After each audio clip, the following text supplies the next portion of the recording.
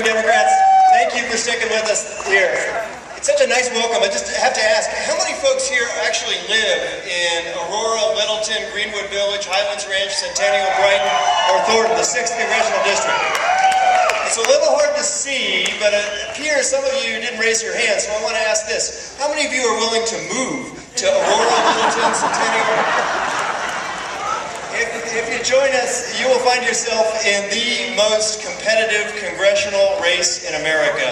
And I was very proud last night to win the Democratic nomination to serve in the U.S. House of Representatives in the 6th Congressional District. And I'm proud to be joined by so many friends from Adams and Arapahoe and Douglas County, part of this terrific district.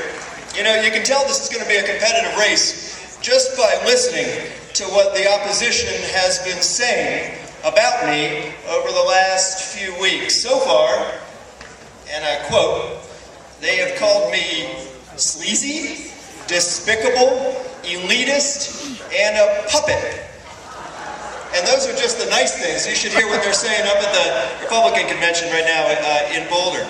You might be asking yourself, well, what did you say to earn all these epithets? You must have said something really nasty, really terrible. You must have really gotten under Congressman Kaufman's skin. And you're right, we did. We cited his votes. Because the truth is, the two scariest words in the English language, if you're Mike Kaufman, the two scariest words are not Andrew Romanoff. I'm a pretty mild-mannered guy. The two scariest words are congressional record. Think about it for a moment. Let's suppose, and I don't want to scare you, but let's suppose you're a consultant, a pollster, an advisor to my opponent. You sit yourself down, you look over his voting record, and you say, you know, Congressman, this is going to be a pretty tough race. You only won by 2 points 2 years ago, and we've taken a look at your votes. We found that you voted to privatize Social Security. You called it a Ponzi scheme. That's not going to play well.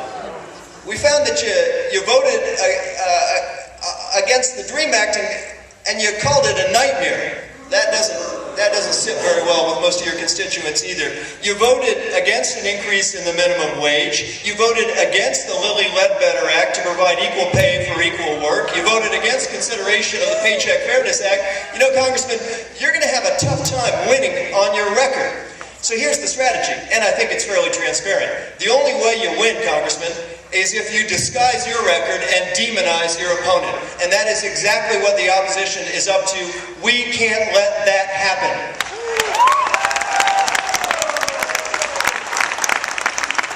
We cannot let all the noise, all the dirt and dust that's emerging out of the opposition's ranks, we can't let that obscure the fundamental choice in this election, because the choice here is crystal clear. It is a choice not just between an incumbent and a challenger, or a choice between a Republican and a Democrat. It is a choice between two fundamentally different visions of how we grow this economy and create jobs and strengthen the middle class. Here's our agenda. We say, invest in America. Repair our infrastructure, our roads, our bridges, an energy grid. We say, invest in higher education so that the doors of our colleges and universities remain open to every student in Colorado. We say provide equal pay for equal work instead of subjecting women in this country to 77 or 78 cents on the dollar for that earned by a man. We say reduce our reliance on foreign oil and help accelerate our transition to a clean energy economy so we no longer have to foul our oceans or spoil our sky or spill our blood just to power our planet. That's our agenda. And what has the opposition offered in return? That's about right. They have offered even worse than that, though. An agenda that says, let's concentrate all the benefits at the very top. Let's provide tax breaks for the nation's biggest polluters and for companies that ship jobs overseas. There's just one problem with that approach. It doesn't work. We've been there, we've done that, we're not going back. Now here is the challenge for all of us. All the facts I just laid out have the virtue of being true. And as Sam Rayburn once said, you should always tell the truth because it's easier to remember. But those facts aren't going to magically make their way into the mailboxes or television screens or radio stations of our constituents. They're not going to find their way on their own. We have to get them there. I'm asking you to join me, not in demonizing my opponent. Please don't do that. I respect Congressman Kaufman and his service to our country, and I ask you to respect it as well.